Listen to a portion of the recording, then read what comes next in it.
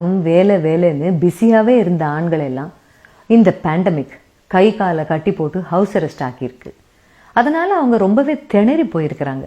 Corona மாதிரியே சில சமயம் எந்த சிம்டம்ஸுமே இல்லாமல் ஒரு மனுஷனை, குறிப்பாக குடும்ப தலைவனை வேரோட சாய்க்கிற இன்னொரு விஷயமும் இருக்குது. மன அழுத்தம் தான் அது. இந்த மன அழுத்தத்தை சரியான நேரத்தில் கண்டுபிடிச்சி அதை சரி செய்கிற முயற்சியில் குடும்பம் இறங்கலை அப்படின்னா நாளடைவில் இது ஒரு சைலண்ட் ஹார்ட் அட்டாக்காக கூட மாறக்கூடும்.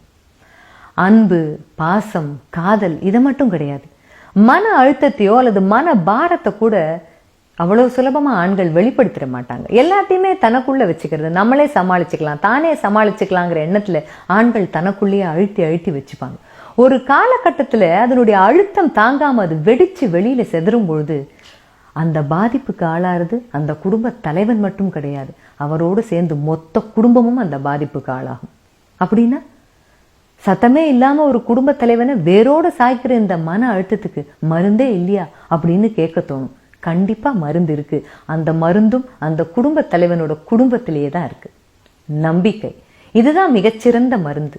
நம்பிக்கை அப்படிங்கிற அந்த மருந்தை குடும்ப தலைவனுக்கு எப்படி தரது? சின்ன சின்ன விஷயத்துக்கெல்லாம் சண்டை போடாம, சின்ன சின்ன விஷயத்துக்கெல்லாம் ஆர்கியூ பண்ணாம, நான் இருக்கேன், நாங்க இருக்கோம் அப்படின்னு குடும்பத்தார் ஒருத்தரும், குறிப்பா குடும்ப தலைவி தன்னுடைய ஒரு செயல்லையும் தன்னுடைய ஒரு வார்த்தையிலையும் வெளிப்படுத்திக்கிட்டே இருக்கணும். இதுதான் அந்த சிறந்த மருந்து.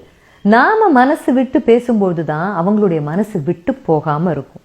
நாம தன்னம்பிக்கை தரும்போது தான் அவங்க தளர்ந்து போன மனசு மீண்டும் நம்பிக்கையோடு துளிர்த்து எழ ஆரம்பிக்கும். இந்த பேண்டமிக்ல குருவி மூக்கால சேர்த்தா மாதிரி சேர்த்த நகையும் நம்ம சேர்த்து வச்சிருந்த கொஞ்சம் சேமிப்பு பணமும் கண்டிப்பா கரைஞ்சு போயிருக்கும். அது உண்மைதான், அதை மறுக்கிறதுக்கே இல்லை. ஆனா இதெல்லாம் நமக்கு சம்பாரிச்சு, நம்மளோட சேர்ந்து இதெல்லாம் சம்பாதிக்க நமக்கு உறுதுணையா இருந்த நம்ம கணவனுடைய உடல் ஆரோக்கியமும் மன ஆரோக்கியமும் கரைஞ்சு போலாமா? இந்த மாதிரி நேரத்துல அவங்கள குவாரண்டைன் பண்ணாம அவங்களுடைய எமோஷனல் வென்டிலேட்டரா இருக்க வேண்டியது தான் ஒரு குடும்ப தலைவியினுடைய தலையாய கடமை. வெற்றி பெற ஒரு ஆணுக்கு பின்னாடியும் ஒரு பெண் இருக்காங்களா இல்லையா அப்படிங்கிறது தெரியாது. ஆனா இந்த பேண்டமிக்ல துவண்டு போற ஒரு குடும்ப தலைவனும் திரும்பி மீண்டு எழுந்து வரணும் அப்படின்னா கண்டிப்பா அந்த குடும்ப தலைவனுக்கு பின்னாடி குடும்ப தலைவி நிச்சயமா இருக்கணும். So let us support our men.